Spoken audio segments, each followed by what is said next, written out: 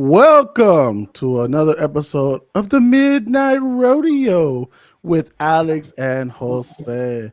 Brother, what is going on? Man, it's interesting day. It's full of sports, and last time we talked, a lot of sports stuff happened in between. Alex, it sounds to me like you're having a party. What's going on over there? What are we celebrating, brother? Today was my 29th birthday, so Oh, shit. Boom, boom, boom. I don't have that gas just to be a party up in here. Ooh, happy birthday, brother. appreciate it, man. Dude, that's what we're talking about, man. Now you old. You almost there. You almost the big three. Oh, you almost there Yeah, catching up to us. I'm just blessed though. Just blessed to see another year. Can never take it for granted. Right, right. Nah, for sure, man. But yeah, you're right. On your birthday, on your 29th birthday, we had some big games. And obviously right now we're closing out the day with probably arguably one of the most competitive games of the year. And honestly, big step up on defense on both sides. Dallas versus Detroit. What a game. What a battle towards the end where it's one big play makes it is really the only thing that really happened in this game, and everything else is just chaotic. The ending, Alex, the ending, the 2 point conversions, and everything that happened. I mean, overall, we just saw Cowboys survive the Lions, 20-19. Um, what are your thoughts on the whole game, bro? Man, I'm gonna go with the Detroit side first because I mean they battled the whole game, but the one thing I didn't like is that man, I was hoping for the running game to be more elusive, to have more I guess creation, like be more like assertive because Gibbs and David Montgomery didn't really seem to get going. Yeah, They looked it kind of looked like they were trying to do what the Bills were doing, coming out in 12 personnel and try to run the ball. But it looked like Dallas was a different team now from the Bills game, and it looked like they adjusted.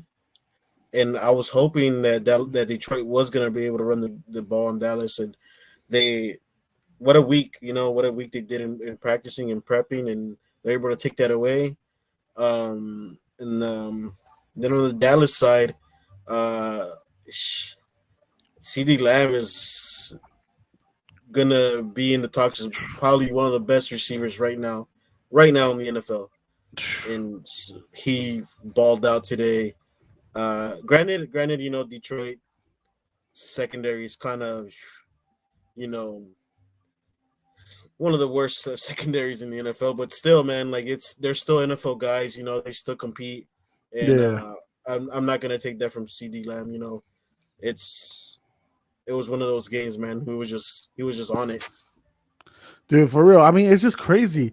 And if I sound like I'm upset that CD went off, it's because I'm against him in two fantasy football league finals, and that shit hurts. I mean, I'm telling you right now, that shit hurts. The man put 40 points up, so I sound a little bitter, but at the same time, congratulatory. Like that's why the man went off. He's showing why he's one of the best out there, continuously, you know, catching the ball, making big plays for his team. I mean, you saw that broken play where it led to a 92-yard touchdown. Dak was in scrambles. He should have been sacked in the end zone. Number 55 for the Lions missed him. He scrambles right, and all of a sudden, bam, bro! Like the defender falls, blown coverage. It's done. Like big play. And the rest of the game, Alex, the Lions adjusted so well where it looks like, hey, we're stopping the run. There's no run game for Dallas. They're trying to put up Deuce Vaughn to spark something, nothing. Pollard, nothing. But CeeDee Lamb with over 12 receptions, over 200 yards, bro. CeeDee Lamb right now is definitely already going into this week and talks to be the top 3 wide receiver in this league this year. And really, maybe it could have argued after tonight that he's top 2, just behind Tyreek Hill, who's also been going off, but has had some injuries as of late. So, I mean, what a game for Dallas as far as for CeeDee Lamb. It wasn't that really impressive, in my opinion, for Dak, Ferguson, and the rest of the core. I think really what we saw at CeeDee Lamb was really what I would call an MVP performance. I mean, obviously he's not in that conversation, but man, what a fucking game for him. But Yeah, go I ahead. think like you said, Dak didn't maybe wow you with some throws, but he got the job done. You know, that pick was pretty bad, but uh, but I guess he made the throws when it needed to be, Yeah, and and yeah, man, like you said, man, both ends they couldn't get the running game. It's I honestly think it's gonna hurt Dallas in the playoffs. I think I said it at the beginning of the year. Not signing Ezekiel again is was gonna hurt him, and man, it's not to like down like put negative energy on this good win. It's just that man, you just look at the Dallas games so over and over like throughout the whole season, and you just hope you wonder like, damn, what if they would have kept Zeke and you would say like, oh, Zeke would have got that first down. It's it's tough just to not to say. take anything It's away from Pollard either.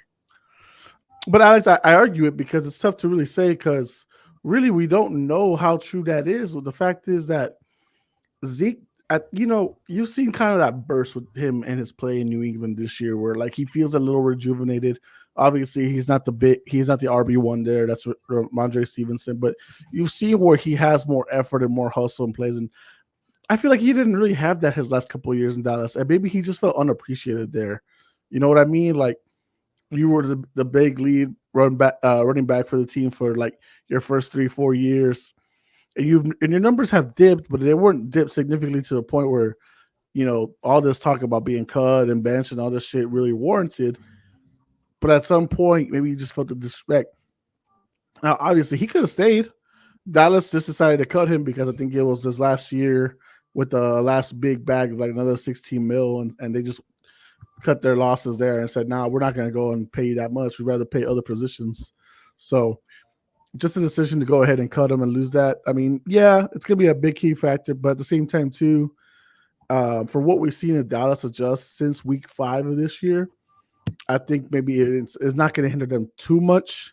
Hopefully, right, but we'll see. It really also depends on who they play more in the second round if they get past the first round. Because first round, it might be Tampa, so I'm not really too concerned there. No offense to Tampa, I know Baker's been balling out this year, but it's that second round matchup. Are you playing the Niners again? That might be the key factor there. You know what I mean?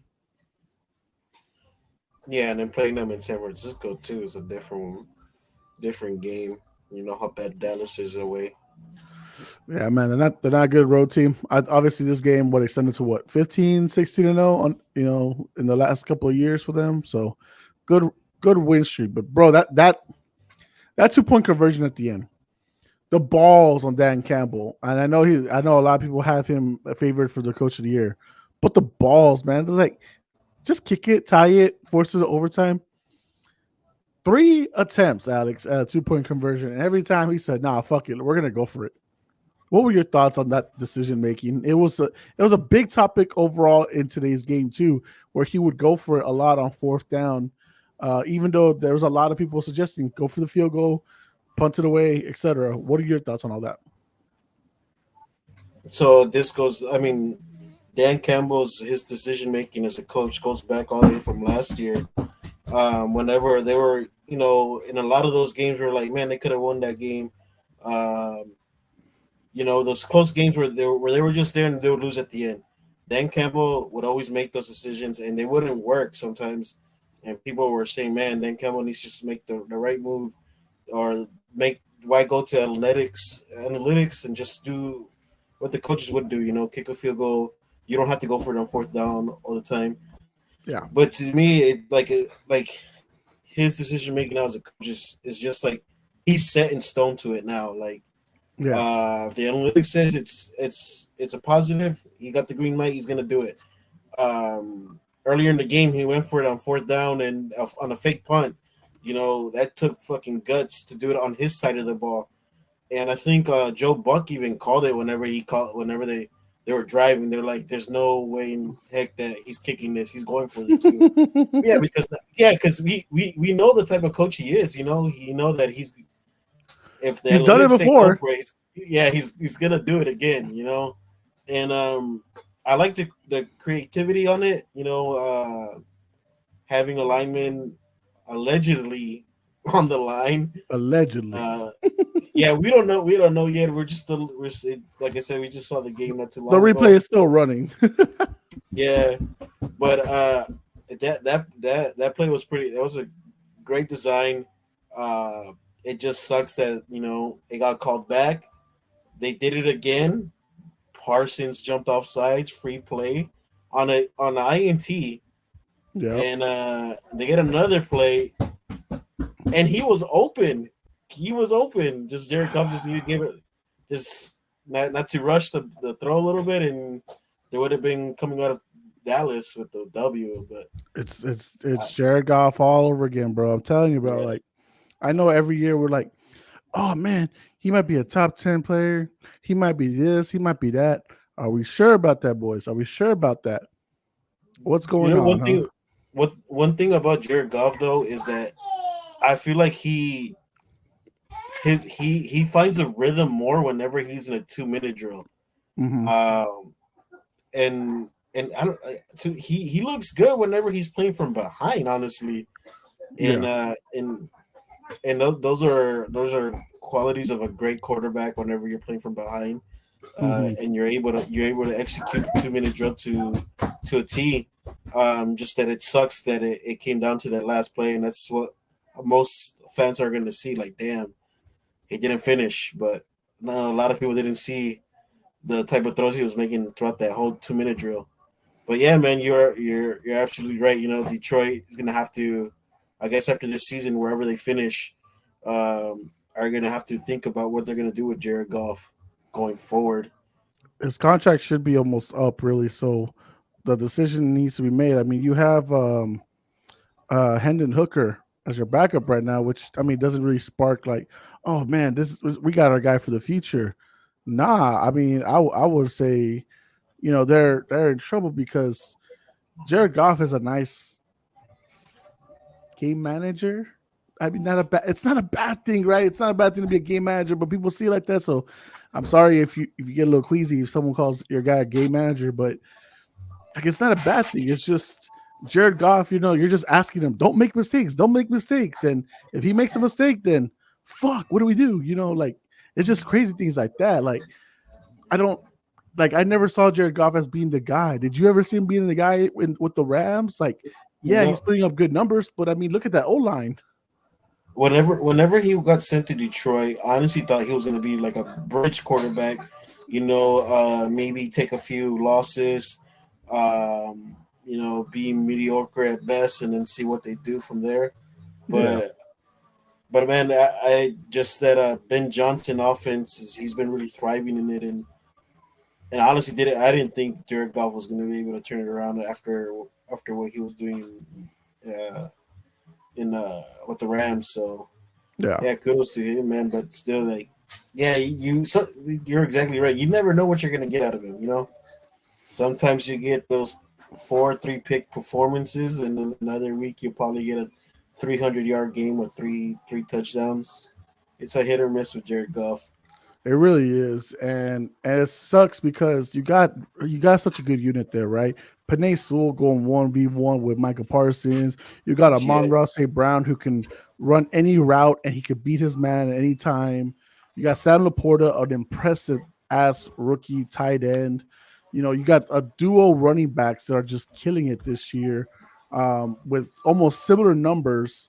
And sadly to say it, what a lot of people have been saying, well, Brock Purdy is the weakest link in the offense for the Niners. That's honestly Jared Goff, like legitimately, right? Like I don't know if I would say that for the Niners, that Brock Purdy argument, but for the Lions, you could honestly argue that Jared Goff, if he's not perfect, if he's not doing what he needs to be doing, to not fuck this shit up, then the Lions aren't going to go that far, right? It's really that, and really those games they lost this season, those the second half of the season, a lot of it were on him, not just the secondary of the defense. Obviously, they suck too, but yeah, I mean, you know what I mean. yeah. So And then another thing too. I know we said in the thread about the time management with Mike McCarthy. I honestly like what he did towards the end because like I said, we were watching the game and I was like, man, that's a pretty long field goal. And I know they have a good kicker, but still, like, if he misses this fucking field goal, people are gonna kill Mike McCarthy for not trying to get at least a few more yards. Should we And kill Dan Quinn for the soft coverage? uh, I don't know, man. It's like it's weird. One thing I didn't like, I don't know if Dan Quinn called this, was you said it earlier about the Penei Sewell and Michael Parsons. I don't know if you noticed, but Parsons did not move from that side. He was on Penei Sewell's side the whole time. Yeah, he was going for that 1v1. He was trying to beat him. He was trying to make sure, and I was yelling it at my brother. I'm like, man, what is he doing? Like, is Dan Quinn calling this? Like, does he need to be on the side? I would have moved. I would have moved Parsons to the other side, or moved them head up on the guard on the two technique or something. Because Penei Sewell was holding his own on one-on-one, and Jared Goff was back there with no pressure in his face. And then also like Gilmore was what 10, 12 yards off. Yeah. And they were letting the checkdowns go, and the linebackers were letting everything go right over them, and I guess passing it off to the safeties. So yeah, that's what you call soft coverage. Campbell got bailed out by I don't know who dropped the ball at the end. Was it Laporta or it wasn't really a drop on his end, but a little throw. Yeah. And Campbell got bailed out on that. I mean, and I mean, look at the freaking to Amon-Ra St. Brown, just another play where he just goes on and makes a touchdown when y'all need this shit. But I mean, it's crazy, bro. And CZ says yes, very soft coverage, but I mean, my God, like the way that the defense for Dallas, bro. Again, it could have. What's funny, Alex, and I know you watch Speak and you love, right? You love hearing Shady McCoy talk. But man, if the Cowboys had lost 3 straight, Alex, after all the shit talk that people gave the Eagles for losing 3 straight, my God, Oh shit. yeah, they would have been the first fucking thing you saw across the screen tomorrow waking up. Cowboys lose 3 straight. On the Instagram stream, my boy Jay, he goes, thought y'all would be at midnight rodeo, dog. Laughing my ass off. Cowgirls won tonight. Super Bowl worthy? Not at all, Jay. Not at all. What this performance was really bad, bro. It could have honestly been a blowout had Dak not thrown some picks, or CD's not fumbling in the end zone, or Goff is not throwing picks. It could have been like it honestly could have been blowout, Alex, either side. But the teams kept messing up, right? Mistakes happened, or the defense just came in clutch, right? So there's just nothing about the Cowboys to me that's screaming, "Oh, we're gonna win the Super Bowl!" And all that, brother. Like, what do you think, Alex? I think one thing I took away from this at halftime, I was like, "Damn, it's 7-3." I thought it would be I was like, "Damn!" I thought it would have been a high scoring game. I thought it was gonna be like 35-33. And that's not to take anything from the defenses too, but it's still like Jared Goff didn't make any good throws too with those picks, and then Prescott that was a really bad throw, but Jay says thank God, LOL. He's a Giants fan. He doesn't want to see the Cowboys succeed, and who really does? I mean, really. No, I think this game wasn't really going to solidify anybody's standing, right? You're really standing. This game is like fighting for who's third best in the NFC, legitimately. And I know people are going to say, "Well, Detroit's they're a good team." They are, but like you got to go back 2 weeks ago too. I didn't even have Detroit in my top 10 because I seen the struggles that they had, like their holes that they had, and then the next week they lose to Chicago. So like. But look at this way. Like in the last few weeks, they lost to what was it? The Bears. They lost to the Packers. They almost lost to the Bears twice, actually. And it's just, what are we doing here? I mean, legitimately, what are we doing here, Lions? Now, obviously, the Cowboys are no better. And like, it's crazy because, like, yeah, CeeDee Lamb goes off for 216 plus yards, whatever, right? But like, if you think about it, Alex, the defense for the Lions really actually stepped up all game, right? Like let's be real, like they really held them to low scoring, right? It's not like it's like it was like what he said. We thought it would be a more bigger game, but 20-19, you hold them to 20 points. That's not actually bad. But that was a playoff It's atmosphere game. that was like a more of a bend don't break type of defense. The secondary was getting torched, but then Aiden Hutchinson would get a sack, to bring them back, 10 yards. So now the Cowboys are in second and long, second and 15, second and They get 20. a sack, or You, they or yeah, the rush. The runners are getting yards lost in plays. Like you're right, yeah, and Hutchinson. there's no running game, so yeah, it's kind of it's not like, oh man, that Detroit was playing like crazy good on defense. They were getting torched. Just that one guy, Aiden Hutchinson, was making plays when he needed to be, and yeah, man, it's just, like I said, it's one of these games where like, damn, I don't even know what to say. Like, but still, like that.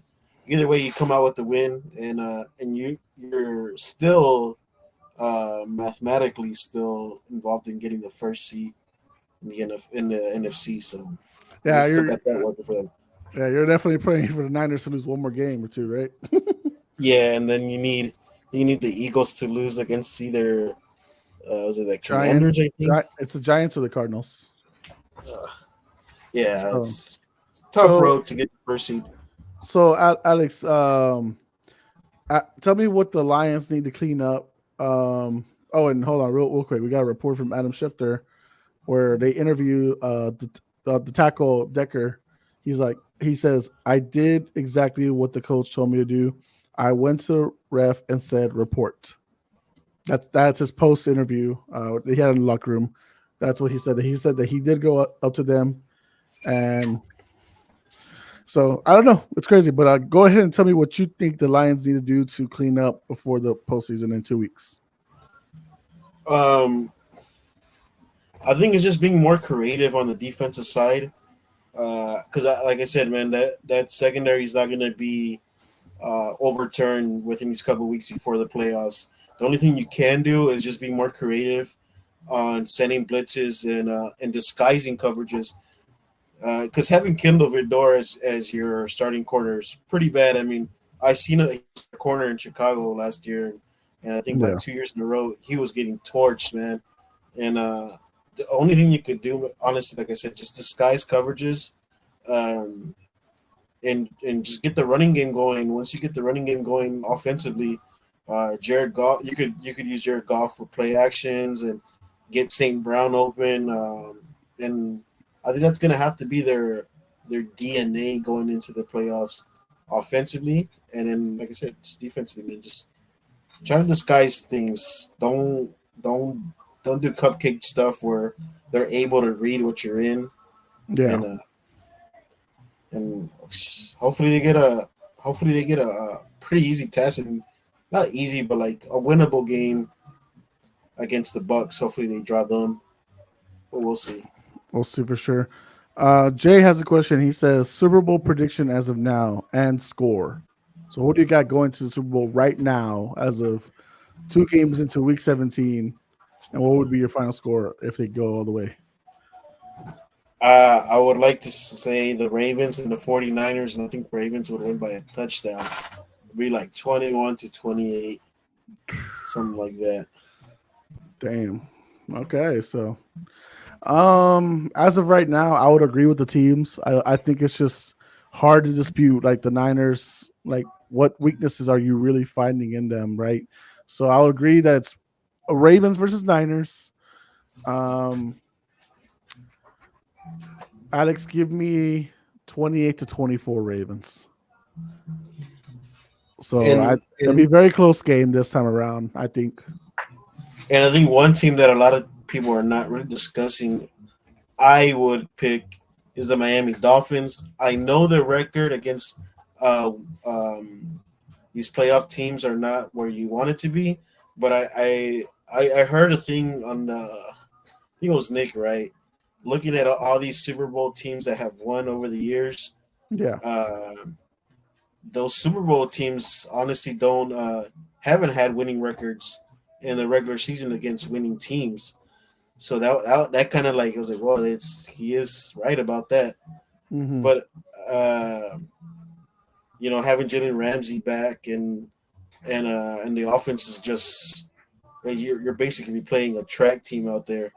So you're gonna have to be in your p's and q's. Even though the Ravens did, they did beat them, but there's always saying you don't want to play them again in the playoffs. I mean, we're gonna see Ravens and Dolphins tomorrow at noon. Such a crazy game to have that early instead of later in the day to make it really like more televised for people. But it is what it is. I mean, I don't know, man. If you want to talk about a dark horse team, let's really say Los Angeles Rams.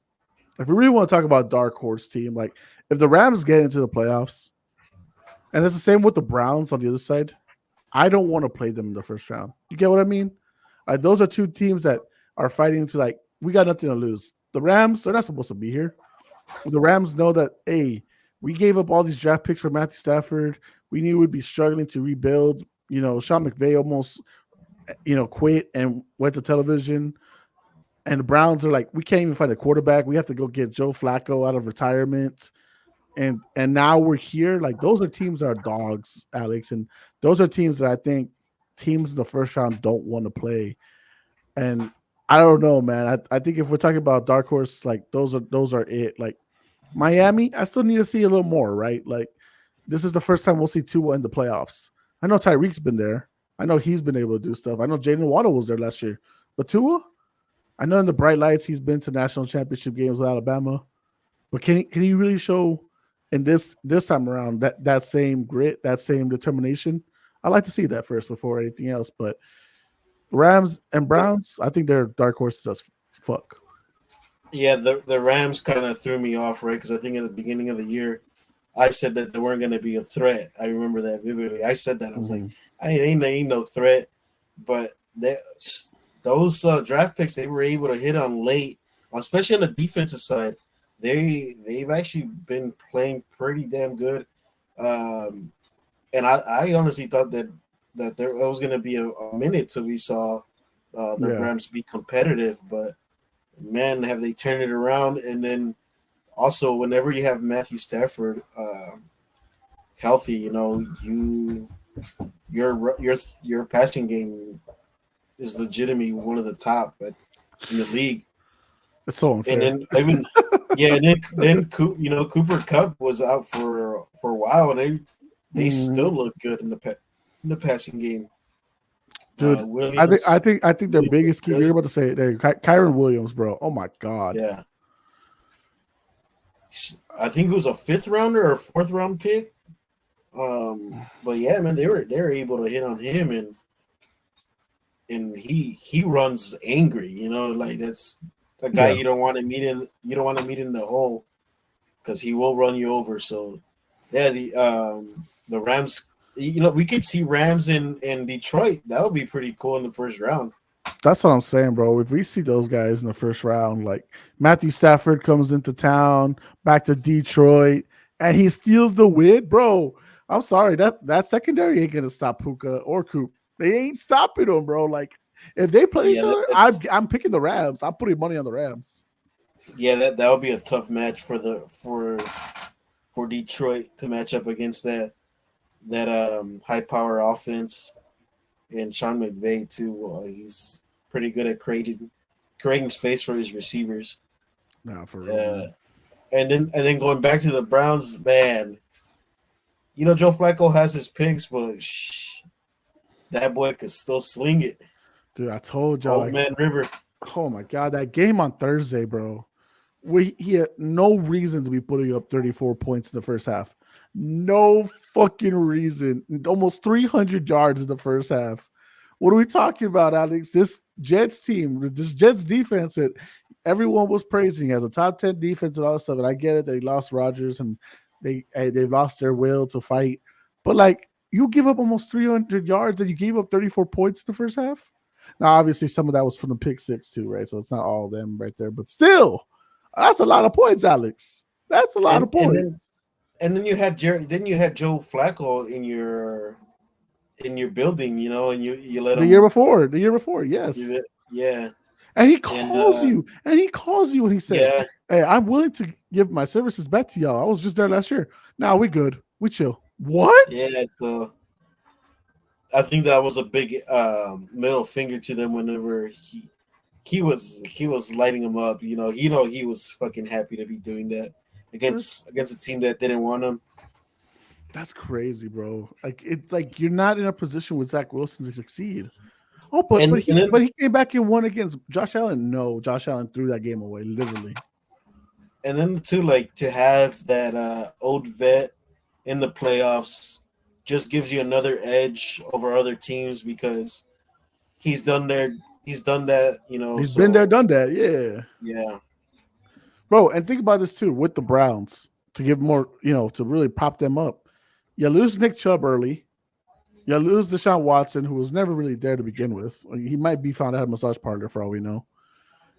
You don't have Amari Cooper, who had just broken the record for the most reception yards from a Browns wide receiver, and you still go on to do that. You still put up those numbers with Njoku, with Elijah Moore, with Jerome Ford, with Kareem Hunt. Like you still do all that.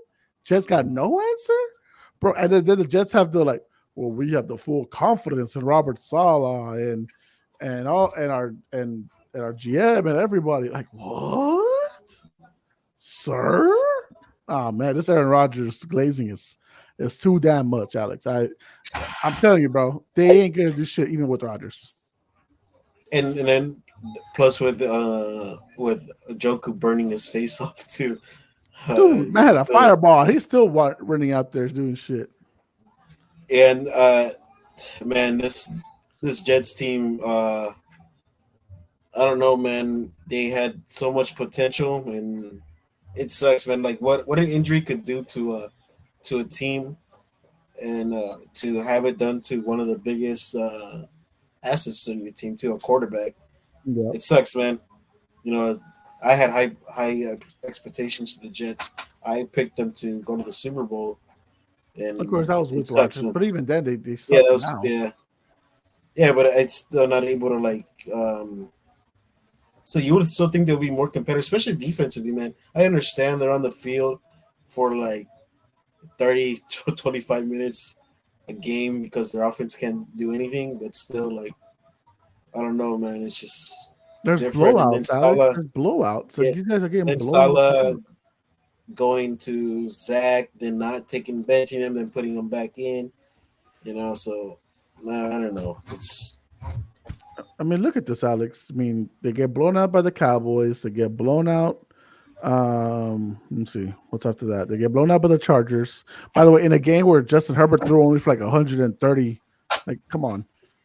They get blown out by the Bills. They get blown out by the Dolphins twice. You know, you almost blow the game against the Washington Commanders, and then you get blown out by the Browns. So I don't think whatever happens with Aaron Rodgers next year, they're going to do any good. It's the Jets. They're a poverty franchise. It's going to be like that for the rest of their lives, bro. I'm sorry, New York Jets fans. It's and true.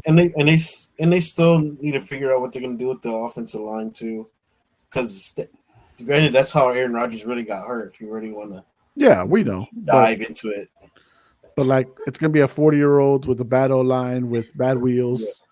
It is what it is. Alex, what else you got to talk about, bro? Because Oh honestly, man, there's one more big thing that I think everybody wants to talk about. what you want to talk Well, at about, least bro? I saw Sean Payton in the Ah, Denver Broncos.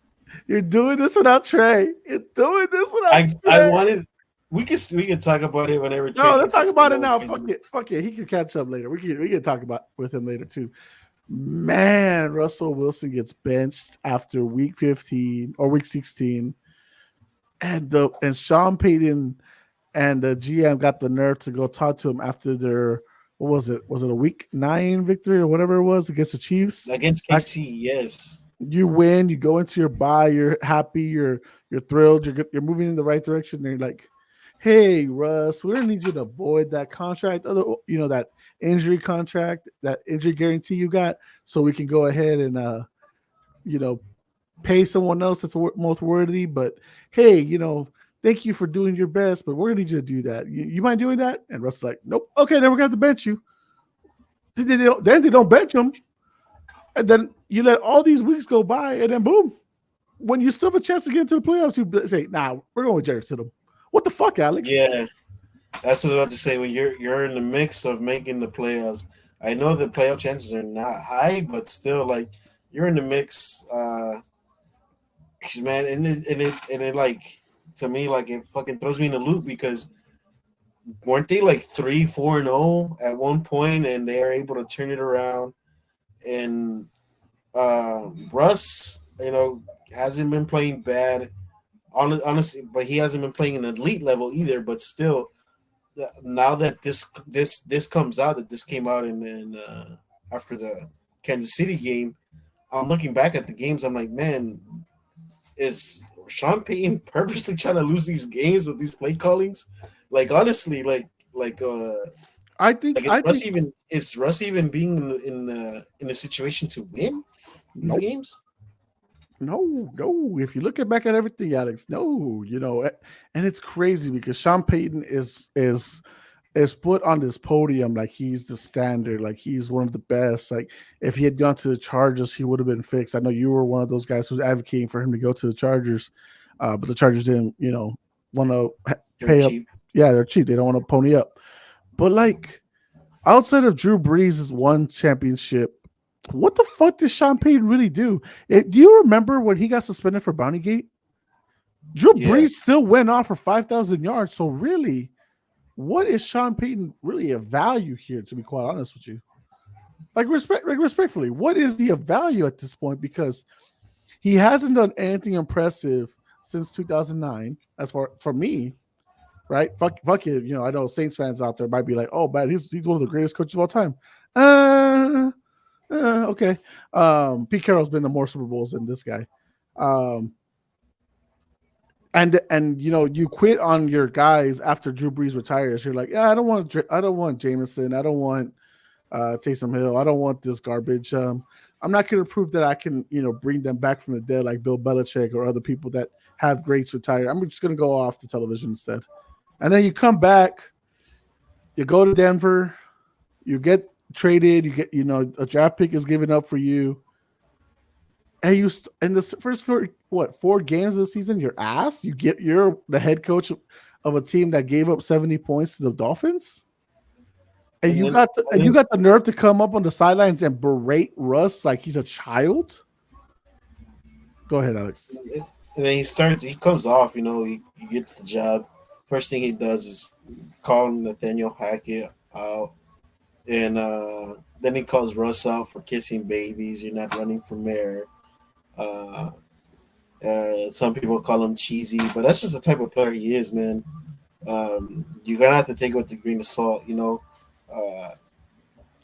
He he's not doing stuff to lose you games, but he's also not doing stuff to maybe win you games. But like so what, man? He's not turning over the ball, man. He's actually playing efficient in your system.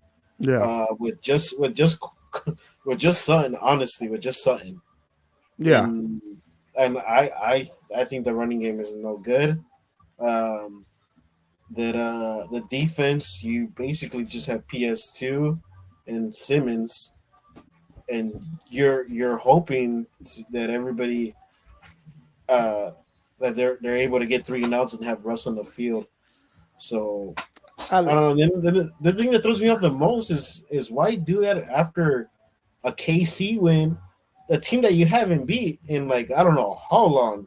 since 2014, I think it was the last time they did this. Almost 10 years, and you do this now. Like that's crazy. Like, okay, Alex, how about this? If you go ahead, right? If reports come out and say, you know what, we talked to him after the game, we're still below 500. We're gonna go ahead and bench him because, yes, we won the game, but he only threw for like a $140 or whatever, even with 3 touchdowns. We're gonna bench him and go a different way. Maybe then it's a little more reasonable. But you're choosing week 16 to do it, which is nuts. You're still 2 games behind to win the division. To win the division, Alex, it's not even like it's over. It's not like KC has been performing great to win the division. Like you are literally 2 games behind. You could win the division, and your coach is like, nah, fuck this guy. We just lost to the Patriots. It's all his fault. Let's go ahead and go with Jared Stidham. What? What? Why did we just do this after the game against KC then? Why did we just go ahead and pull the plug? If we're gonna blow this all up anyways, why don't we just do that then? I just don't like the Alex. I'll say this: and the business side, I get it, yeah, but the personal side, fuck that shit. yeah. I was about to bring that up. You know, the business side says, you know, we need to see if we can take this contract down a bit so we can bring some extra players or whatnot. Because But you're not playing to these standards. So that's yeah, so but the way I look at it too is like, man, you can't nod him for that. You guys gave him that contract. Like, how are you gonna get mad at that? Y'all gave him that contract. Um, he's what 2 years now in Denver. Alex. And He signed a 5-year extension with 2 years remaining before he even stepped on the field for Denver. So he had 7 years left on his deal, and you're choosing after 2 years before his 5-year extension kicks in to say, "Hey, take it back. We don't want to pay you that much. Don't do it. I know we fucked up, but why don't you do us a favor? Why don't you give us back some money?" What? That's crazy. yeah, and then like he's in his second year with Denver, right? First year under Sean Payton. You wouldn't even expect Denver to be this like at least competitively because you still No, have to learn the off. You still got to learn the offense, and it's it's not gonna happen overnight. So for them to think like, man, he needs to be doing this right away, there's this and that. Like, bro, you be even lucky you guys are here. yep. Remember, you guys were one of the worst teams the first 4 or 5 weeks of the season. You're able to turn it around. Your defense starts making some plays. Russ starts making some plays. Granted, they should have beat. Um, they should have beat the Patriots, and they should have beat the Commanders. But You know, it's just, bad coaching. yeah, yeah, I mean, yes, you want to blame Russ for the 3 picks against the Texans? Sure. Are we really going to blame Russ for the beatdown from the Lions? No, because that's also defensive side. Now, whatever happened in that game where Sean Payton decided to cuss out Russ, you know what? Props to Russ for taking it because most people would have knocked the Booker out, in my opinion. I don't know. But like, goddamn, bro, like you're a head coach, yeah, offensive specialist, whatever. I'm sorry, if you're the head coach, you're the coach of every fucking position. Okay, offense, defense, and special teams, all the shit. Do your fucking job. and have you ever seen any video of him yelling at Drew Brees Yeah, like that? because he knows who carried him. He knows why he's there. Who called him a thug on uh on ESPN? I forgot who it was. Was it Ryan Clark or Yeah, Darren Ryan Rossi? Clark. It Okay. was Ryan Clark. I was like, damn. I kind of know why he was saying that because I don't want to call it into the I don't want to say anything like it's racist or anything like that, but he did. I think he did do it because Russ is black, and for him to call him like a thug. Well, he also I knows Russ isn't that guy. Like Yeah, it's easier to pick on a guy that's not gonna really yeah, like clap back at you. He's not that type of guy. yeah. Like, but at the same time, it's like, fuck you. What have you done? What have you done? I just want to know what has Sean Payton done where he's not respected by his own fandom. I've heard a lot of Saints fans like not like him. Um, Broncos fans are indifferent of him because, like I said, you were supposed to be the savior. What have you done? Not a fucking thing. It is just crazy. But again, now I'm going to go to the business side of it. It's the right move. It's the right move at the business side, but like I said, the timing was way fucking off. Do it after the Chiefs game, after your bye week. Fine. If we're gonna go ahead and pull the plug and go ahead and let Russ talk to the media about it, by the way, and say, yeah, they did talk to me about it. Okay, if you're worried about wanting to pay him for next year and all this other stuff, fine. Bench him. Go with Jared Stidham. What are you doing this to your team for? Because now their morale for you is sunken to a new low. and So and I think and then that thing came out too where like Randy Gregory and Kareem Jackson, they commented on social media. Whenever I saw Kareem Jackson comments on it, the first thing I thought was like, you know what? I think Sean Payton did not vouch for Kareem Jackson to Mm. the league, because he got suspended for And then he got cut. Then he got cut. yeah, yeah. So to me, I think Kareem Jackson, what like it takes me to like, all right, what's happening in the locker room? Maybe Sean Payton didn't vouch for his guy to the commissioner to reduce his what's it Suspensions. called, his suspension, and then he gets cut. So yeah, I think he's gonna start losing the freaking Well, locker look, room. Honestly, this is what we'll say, Alex, for sure. Because let's go back to Ryan Clark's comments, and it's posted on ESPN and all this shit. Let's hold Sean Payton to some sort of professional accountability. His behavior as the head coach of the Denver Broncos is unacceptable. Then Kareem Jackson comments, talk emoji, the truth, RC. Randy Gregory replies, all facts. So your team doesn't have your back. Your former team, your players don't have your back. What in the fuck is going on? And I'm sorry to Trey. I'm gonna tell yeah, him this. I'm gonna tell him this on Tuesday. And it sucks because he's been saying he's a realist. He's a real fan. He doesn't like he knows when he has to be tough and stuff like that. I don't think so. He's been very optimistic about this stuff. He's been optimistic about Russ having a great year. No, Russ has not had a great year. He's had a decent year, a better year than last year for sure, but not a good. Not he has not been great. Yes, his numbers can be misconstrued as being greater or equal than of Patrick Mahomes, but if you look at the deep numbers, like his how long he's holding onto the ball, his actual scrambling, all this other stuff, he's actually bottom of the pack. So really, what we're going by, and we know he doesn't have players, right? He has Sutton and a bunch of junkies. That's about it. Junkies not actually the right word. Trash. Trash is the right word. I don't know why I went with junkies. It was so crazy, right? It was so wild to go extra with junkies. I was just trying to be different. Okay, sorry. Probably gonna come off all wrong, but still, like I don't know if you feel the same way. I love you, Trey. You're more of an optimist than you are a realist.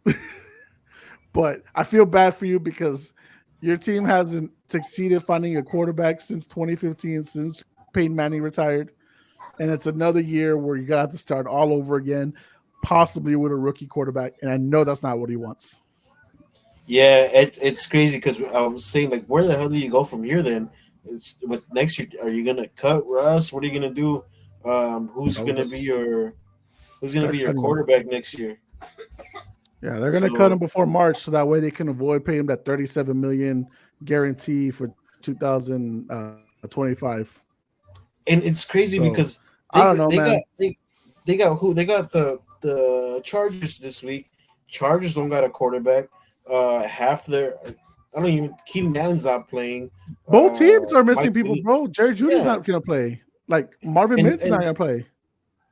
and uh honestly, if you have Russ in that lineup, your odds of winning goes up against that Chargers team right now. Like, so you what? How many wins they got? Seven, right? So you got 8 wins, and That'll make eight. so yeah, man. Like, damn, it's crazy, man. I don't know why they would. I don't even know why they would do this, man. It's just it sucks for Trey.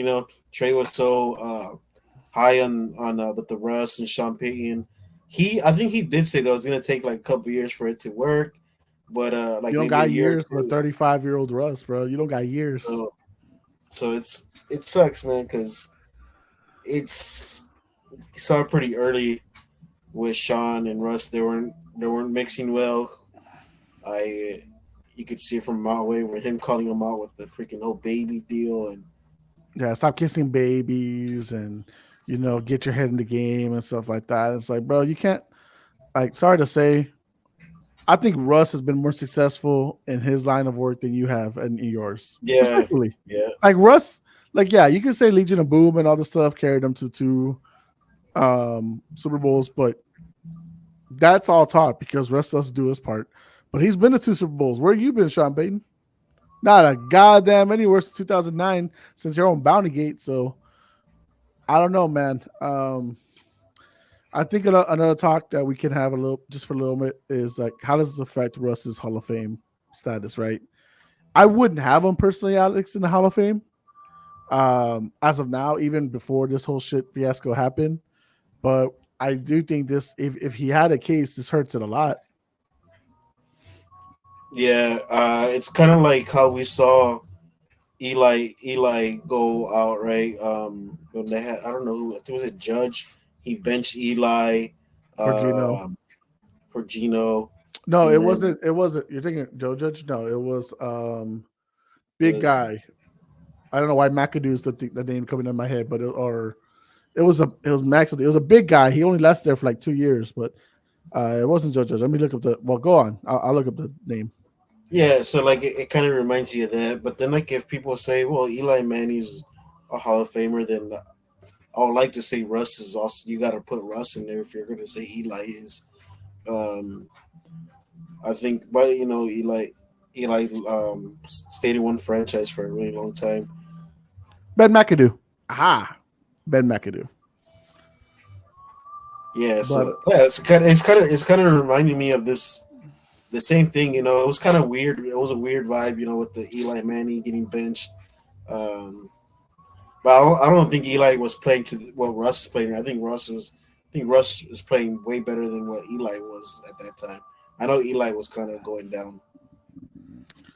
yeah, I mean, 5 year extension on a guy who when the extension kicks in would be 35. Contract wouldn't end until he's 40. And look, his final years in Seattle wasn't that great to warrant an extension of that magnitude. Like Alex, you know this. Justin Herbert, Joe Burrow, Patrick Mahomes, all guys that are very young, super talented, arguably deserve that 50 plus $1 million a year contract. Russ, in no way at this stage of his career, even before he went to Denver, was worthy of that money. So I think the whole thing, again, he did not live up to the standards of the trade for all the picks and all the players they gave up for it. But at the end of the day, you fucked up on when you decided to do this all shit. It was the right move, fucked up at the wrong time. Yeah, I think this move should have been, like you said, like right after the KC game. If you already had the decision to see if you could cut a deal with him, and he didn't want to, Yeah. like bench him. But even if then though, like even if they would have done it back then, I still would have been like, why though? They just beat KC, you know. Yeah, but I mean, you would have been under 500, and if the reports come out Yeah, about the contract, you kind of you agree with it more, right? Because now it's everyone's comparing his numbers to Pat Mahomes and all this stuff, and that would not have been the case that at that time. You know what I mean? and then with the whole money thing, uh, I look at it too as like, well, after what 3 years in that contract, um, how much does the QB go up in value now? Like, who would be next up in line? It'll probably be Justin Fields out of all those young quarterbacks, or Trevor Lawrence of getting a longer extension. I don't think And Fields will get it that high. I think I don't think so either. CJ Stroud, in a couple of Maybe, yeah, years, yeah, maybe maybe CJ CG. Stroud. And what were Dak, Russ or Dak, yeah, what would Russ's salary be at that time? But still, like we're talking right now, yeah. that's a pretty big penny there. I mean, honestly, Russ could retire taking that $39 million and saying "fuck you, Denver." But I know he wants to keep playing. What do you think? What are your three favorite spots for Russ? Uh, I like Oakland. Oakland. I mean not Oakland. Vegas. Vegas. But I don't know, man, because um, that's already what they already tried it with Jimmy G, bringing in the vet. I don't know if Russ would work there. They want to try it all over, bring a vet, or try to see if they can what do with the Ricky another place. Um, I know Bill Belichick don't really like his rookies, and but then again, I don't think they'll I don't think the Patriots will bring him because they have um they have a high pick in this year's draft. In Top four. Atlanta, I think yeah, Atlanta is a good place. Um, but also like they'll probably get high draft a high pick. But we'll No, see, man. not really. I They'll be middle of the pack. Like Oh they'll no, be they'll be middle of the pack. top 10 to 12 area because they're 7 and 8 right now, and they're still trying to fight for that playoff spot. Depends on Tampa's game tomorrow and stuff like that. I told y'all like my favorite teams. I know said some of them. You mentioned some of them right now. I think it'd be like Pittsburgh, Atlanta, and Vegas. I think those would be the probably the best suited ones for him. Washington, I think, is going to go for a quarterback. They'll go either with Drake May or Caleb Williams because they have the number 3 pick. So I think they'll be able to get one of them. I do believe.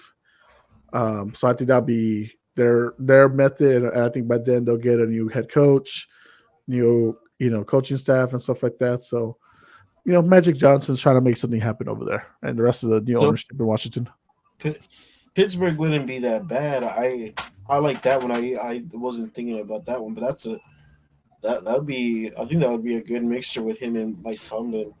Um, Because and then Kenny's young, but is he worthy of really keeping around? Like he hasn't been playing that I great. man, I think Trey was high on Kenny Pickett coming out of the draft. I don't think Kenny Pickett's going to be NFL starter. He'll be a great backup, but I don't think he's a starter in this league. Yeah, Um, I saw a report maybe Green Bay. I don't know how much people are in love Jordan with Love. Love with Jordan Love. He only got a 1 year extension, so maybe. Yeah, and do you maybe give him another extension and hope that it turns out right, or like do you have Russ right here waiting? Will you pick him up? Who knows? That's just one thing that I heard. Maybe Green Bay, but I think that's like the like bottom of the pack of the teams that will probably be interested in Russ. I do think it'd be interesting. Like, let's say Pittsburgh does go ahead and pick up Russ, right? They go and sign him because Mitchell Trubisky failed backup. Mason Rudolph, yeah, you did one great game for us, but what does that mean for us? Um, I just want to know really what is the granddaddy of them all to move forward because if you're not winning with Kenny Pickett and you're stuck at this limbo of 8-9 or 9-8, what are we doing? Are we not trying to go back to being the dynasty, the legacy Pittsburgh Steelers anymore? Are we content to being average? Because I know for a fact now that because I'm hearing it so much from the Boston fans, from the New England fans, you cannot live and being content with being 500. You're championship or bust team for life, especially after 6 championships. So, do we see the Steelers making a drastic move that if we don't move off from Kenny and we're good with Russ, what do we do with Tomlin? We already got rid of Matt Canada, but what do we need to do to get back to what we were back in the day? Yeah, I have a buddy that's a big Steelers fan, and and at the beginning he's like, man, Kenny's not the guy, and he's like, we have so much talent on this team, and we just don't have a quarterback that could get us there. There's no discipline either. That's exactly what I was gonna say. I was like, man, you have receivers not wanting to block. George People Pickens. Oh, do, do, do, do. yeah, and I'm like, damn, bro, what the hell? And you go back, it's like, man, is it Mike Tomlin? And then you kind of don't want to rate him because he's been such a good coach for that team in Pittsburgh. I don't know in the last 30 something years how many coaches have they had? We only had 3. Yeah, so like they run a tight ship there. So, but yeah, like not having your receivers block, I always think that man, But that's an effort thing, and it comes down to coaching. Like you either allow that to happen or you don't. Mike Tomlin was asked about this, and he was like, "Well, I don't like it. We've talked about it with him. He needs to show up and play." And then someone asked him, "So are you going to bench him for not putting his full effort?" No, he's too talented. What? So what are we doing? So you're not putting any backbone to your statements. I mean, the Packers are fighting for a playoff spot, and they suspended Yair Alexander for doing such a boneheaded thing and going Yeah, and being a captain, unofficial captain when he wasn't supposed to be. They're fighting for a playoff spot, and they suspend him. And it's like, bro, that's what you show that you don't take bullshit as an yeah, answer. you take no BS. Yeah, that But was a Mike pretty ballsy Tomlin is move. but Mike Tomlin out here letting bullshit happen while trying to be like, we don't let that shit happen, but we're gonna let it happen because he's too talented. What? Talk about privilege, my guy. Talk about Yeah, privilege. Njai is one of the top corners in the league, and for to suspend them, that was like that's showing That's that's ballsy. showing, yeah, that's showing your locker room like hey, we're not tolerating this BS behavior. Uh, and then too, like they have another corner, they have another starting corner out. So I'm like, damn, bro, like to do that, you gotta be real ballsy of a coach to do that. And you're in the mix of the playoff run, so Yep. yeah, it's two different cultures, I guess. There, I'm gonna tell you right now, yeah, your Alexander ain't gonna be there next year. I don't think so either, man. He He's might be he's, he he's might starting be to become he starting to might be a become yeah, maybe. it might be a bear. I don't think so. I don't think he's gonna go to the Bears.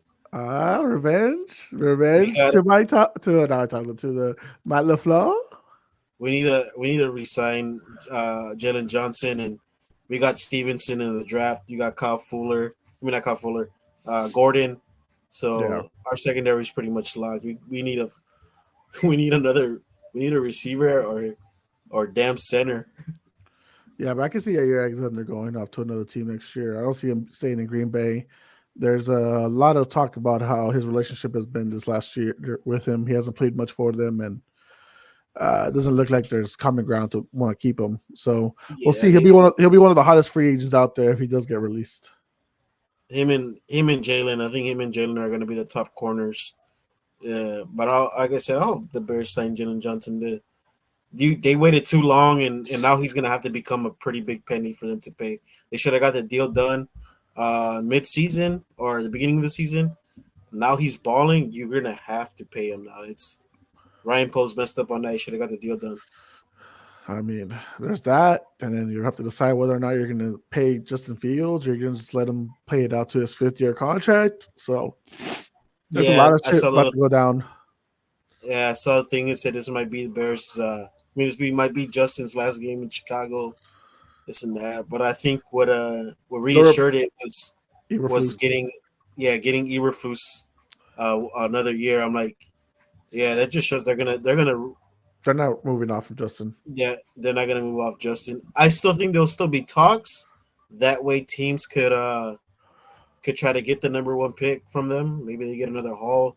Would you want Maybe, them to, or would you want them to go ahead and get Marvin Harrison? no, I think Marvin Harris is not gonna be there if you move down, and That's what then I'm the other saying. guy, yeah, you're gonna have to draft Marvin Harrison with the number one, only because the Cardinals right now are right behind them, and the Cardinals are not gonna draft a quarterback. Cardinals are right behind them. Yeah. So that's crazy. Well, can you imagine? So I think the Cardinals will move back because they already have a second first round pick with the Texans pick. But that's going to be in the middle, like, you know, 16, 17, 18 area. If they move back because another team is looking for it, who do you think would be the surprise team to move up? Man, I honestly think maybe the Raiders. I honestly think the Raiders will. But what would they give up? I'm seeing a lot of things on Max Crosby. Um, I don't know, man. Here's the thing with the Cardinals though. Like they got Paris Jones. I wanted the Bears to get him, and luckily they didn't because Daniel Wright became probably the best offensive lineman in that draft. Um, and if they move down, I think the Cardinals are gonna get another offensive tackle. But they have a lot of holes to fill. So I don't know. Do you move back and get Max Crosby to fill up another hole on that defense, the Cardinals, and then maybe get another weapon, and where you move down to like the 10th or 11th pick with the Raiders, you get another weapon. Maybe the tight end out of Georgia, he'll still be there. Are you the Vi- Bowser. are you the Vikings and say we're not going to re-sign Kirk and we Oh, trade up to get Caleb or Drake May for Justin Jefferson and Jordan Addison?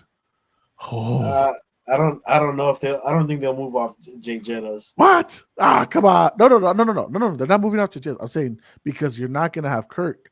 Do you trade up? Like you give up first round picks. You're not going to give up Jay Jettas, but you trade up to get a quarterback for Jay Jettas and Jordan Addison. That'd I'm not. be that'd be a pretty nasty combination with That's what I'm Caleb or Drake saying. May. Um, but we'll see, man. I don't know. You think Minnesota will be in that mix of jumping up? I mean, they have what do they have? They have no real serious people locked up on contracts. They might as well give up 2 first round picks for it if that's what Arizona's looking for.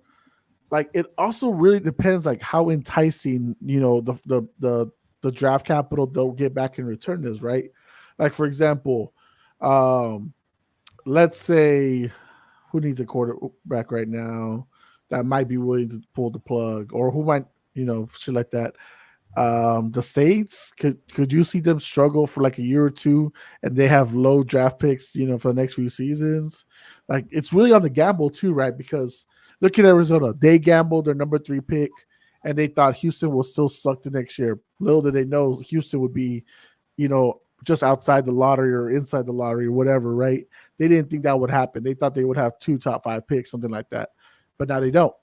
So like do you gamble that again and you try to see if a team you trade with is also desperate enough to get a quarterback and give up a lot for it. You get what I mean? So maybe Yeah, Minnesota is because they already have the weapons, right? You got Hawkinson, you got Jefferson, you got Jordan Addison. Like you're solid there. All you need now is a quarterback, and you don't want to pay old man Kirk coming off an Achilles, right? So do we give up 2 first round picks and maybe a key defensive player or something like that, or a lineman, whatever Arizona asked for? You here's might. here's the thing though. If you get a quarterback and it hits right, you hit on the quarterback, and the offense looks really good, but you give up those first round, second round picks, so you're not able to rebuild that defense because that defense right now still, I don't think it's still good. So you're basically gonna do the same thing as what you did with Kirk. You're Hey, gonna see that offense. hey, but there's a sucker out there everywhere. Look at Carolina. They were suckers and they fucking gave it to y'all, right? So I mean, there's a Yeah, sucker out there every day, dude. yeah. You know what? So yeah, who knows? Who knows, man? That's that man. That Panthers. I would say that's a little enticing, right? I'm just saying the Yeah, Vikings doing that would be a little enticing. yeah. Yeah, Because I and the mean, Panthers too. Like, what are the Panthers gonna do in this draft? not a goddamn fucking thing. That's for sure. They're gonna rely on everything on their, mid-round picks on day 2, bro. On day 3. I mean, who knows? I mean, if you got the right GM in there to like get their draft spots, I mean, look at the Rams, right? They gave up a lot. They won a Super Bowl, then they sucked, and now they're back, right? To being in the contention at least. So, if you get the right GM, maybe, but I mean, nobody wants that coaching job in Carolina, so we'll see. Yeah, yeah. So, It's I gonna be mean, real interesting, man. this offseason is going to be nuts. It's going to be crazy. Are we going to be talking about it? We don't know. Guys, we need subscribers. We need likes, shares, subscribers, all this shit. Can you get us to 400 before the Super Bowl? We truly appreciate that. We really do. Can you get us to 400? That's the number we're aiming for. Alex, get your crew, get your peeps, get all the presents to the subscribe. If we get to 400, we keep going. If not, we're going to take a little bit of a break. What are you hoping that your team does now that they won a couple of games and now they're falling back? Well, okay, their 4th pick right now, right behind Washington. Washington, we may get lucky, and if they get a win, we're still going to go for a quarterback, right? I don't think for a fact that we're going to say, oh my God, they got Niners and Cowboys next. Yeah, Washington's not winning any more games. I mean, neither are we, but fuck. Come on, Arizona, win a game. We're still going to get a quarterback, right? So it just depends who falls to us. We're not going to get Caleb. He's out of the mix. Drake maybe. Just depends what Arizona does. And if not him, Do we go with Jake Daniels? Is that what we go with? One of the oldest guys coming out the draft? Do we go with him? Do we take a risk and go for Bo Nix? Do we trade back to get more first round picks? We don't know. It's just it's a headache, Alex. That we won the game against Denver. Here was I knew we would. I was the only one who picked them to win and to pick them, and they do it. And then look at that, where we are now. here's what I was thinking. If Arizona falls back and it's Chicago Commanders and Patriots with those first three, right? Yeah, I was like, man, I could honestly see the Patriots jumping the Commanders to number one. Chicago switches to the Patriots. That way, the Patriots could get their quarterback and not just say like, "Oh well, we'll just get the quarterback that the Commanders didn't get."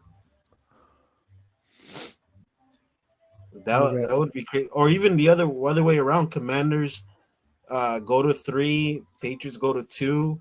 The number three, whoever's in the number three spot, Commanders call Chicago. They trade spots. That way, they're able to get their quarterback they want, as you know, and not wait. Be like, oh well, we'll just get the other quarterback that the just not betting on like, oh, hopefully they don't get Drake Maine or hopefully they don't get Caleb. Are the But then the Patriots Cardinals really? are gonna have to win a couple good games though. That's a tough ask. Asking them and the Commanders to win any games. The Cardinals have the Eagles and Seahawks. Maybe the Seahawks, right? Yeah, But depending on division conference wins and all that shit, the tiebreaker, that'll depend on that shit. I don't know, man. I hated that because we were at the top two pick and now we're a top four pick, and it's just God. I don't know, and then you don't know if Bill's gonna stay or not. What's the game plan? Like we just don't yeah. know, and it's just as a Pats fan, it's a headache. It's a new territory we're in, but I mean, it's a game we play, right? We're praying for the best, right? You're a Chicago fan. You've been there many a times.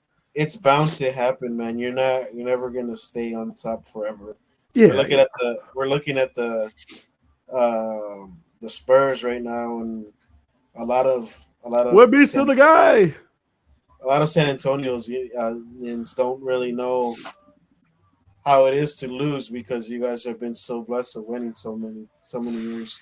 Those Spurs fans, bro, are crazy. They really don't want to pop around anymore. Yeah, and it's crazy too because before this whole pop thing, like him becoming the coach, the Spurs weren't that good either.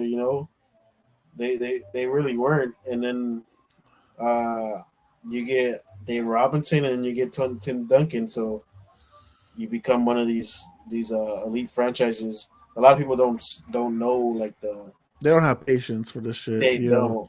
They really think like, oh well, Timmy was able to come in, turn it around, and win right away. But like, did I have optimism? Absolutely. Did it happen? No.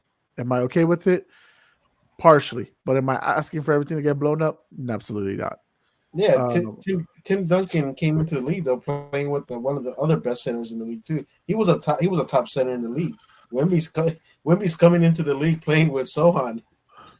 with Sohan, with Zach Collins, Yeah, like so it's a whole different like we have one point guard on the team, guys. Like, come on, like we have to be we have to be serious about where we are, mentally here. Like, I know we're preying on a lot of guys, on lot of lottery draft picks to hit, but it's Wemby or bust right now. So if we don't hit this year, that's fine, bro. I mean, I take it like how Jeff said it earlier this year, right? Houston paid all this money to a bunch of guys to be better than us for 2 minutes. I still believe that. Are Houston doing good right now? Absolutely. They finally got the right coach with the right guy as the leader, Sengun. They're not going with Jalen Green. They're not going with Dylan Brooks as the main guy or Fred VanVleet. They know to go with Sengun. Now we just need Pop to orchestrate this team with the GM, Brian Wright, and get this team to where it needs to be for the future. Does it suck that we're bottom of the West? Absolutely. Doesn't mean we'll probably have another high draft pick next year? Sure. Don't know if it's going to be top 3 because odds are sometimes, it's a lottery. Anything can happen. Detroit just asked. By the way, congratulations to Detroit. You finally got a win today. Hell yeah, brothers. Wingstop's gonna be packed. Oh, shit. Oh, man. But I think a game I will go to, Alex, is San Antonio versus Detroit, just so I can see San Antonio get a guarantee win, right? Um, but I think Wemby's doing great. I mean, I don't know how much you've seen of him, but he's been balling, bro. Did you see that he only played like half the game, 30 fucking points, fucking 7 blocks, 5 plus rebounds, 5 all this shit. Like this dude's a stud, Alex. He's oh god. Yeah, Wemby's great. It's gonna and take we're time gonna though. and we're gonna see him be one of these greats too, and he's here in San Antonio. Like you're gonna see him grow as a player and grow into that body. Uh, he still reminds me a lot of KD. I mean Trey said it too when he coming into the before he got drafted. He said, man, this guy reminds me of KD. He really does, man. He really does. He could do. He's a jack of all trades. But then You you also got Chad. Chad has also been playing really good too. Chet's also Technically, got Chet's also technically got he's not a team. rookie. He's not a rookie. He's not a rookie, Yeah, but he's but not a rookie. but Chet also has a team around him, right? Like Yes, and that's what I was gonna say too. He is playing with a lot of other good players, so they're able to take a lot of heat off him. With Wimby's Wemby's the number one guy. yeah, they other teams know he's gonna get the doubles. They're gonna front him a lot, so he's gonna get a lot of different looks. So What do you like Wemby more as a power forward or a center? Because he's been more explosive, honestly, as a center. I was gonna say I like him as a center. Yeah. I really do. Can we get the right guys around him? That's all I ask. Can we get some more actual point guards on the team? Absolutely, please. Keldon Johnson's already gone to the bench. He's coming off the bench now, and I think that's a good move. Because we do need that spark off the bench, and Keldon Johnson is not your prototype. Like 20 points a game, all this other stuff on the best team. Like he's a guy who will probably be about 12, 13 points supporting cast, and that's okay. Manu did not mind, taking a step back, to make the team greater, right? Like he knew that coming off the second unit, it is not a bad thing. No, I hate that people think like that. It's so stupid. and Danny Green wasn't a better basketball player than Manu, but Absolutely not. the thing is that Manu fits so well with the second group for Pop not to like be like, all right, Manu, you're the better player, you're gonna start. No, it's not like that. It's the way like how the team is ran and how the team flows with what how the team flew with Manu with the Yes, second team. Like you weren't gonna be able to see Danny Green run the second group like how Manu was with the second group. You weren't. exactly. So yeah, it's coming off the bench is not a bad thing. And I think one thing that I think San Antonio needs to do now, honestly think they need to surround Wemby with shooters, and that way they can get him more space in the paint. Three And and D guys. Yep. yes, I really think the Spurs should really hit that route and find shooters. I know Doug McDermott was a shooter technically in college, but Can defend shit. he's like the Kyle Covers. Like you want to see him with like Kyle Covers or the Ray Allens. Maybe not. No, Ray Allen's a Hall of Famer, but like maybe Kyle Covers. The guys that could spot shoot. You know what? If McCall Bridges isn't happy with the Brooklyn Nets, we'd be more happy to welcome in. Come yeah, on, like McCall Bridges. You're a 3 and D guy. Come on in, guy. Come on in. yeah. I think that'd be a good fit. Finding some shooters to surround Wimby with. I think your only locks for the future, like if you're a Spurs fan, is Wemby and Devin Vassell. But you gotta pray Devin Vassell stays healthy. That's about it. After that, everyone else is, susceptible to being like, bye, see you later, have a good day. But we'll see. I mean, everyone's gonna have their own thing. Derek White, meshed really well. That's the kind of guy I wish we could have back. But obviously, he's thriving in Boston.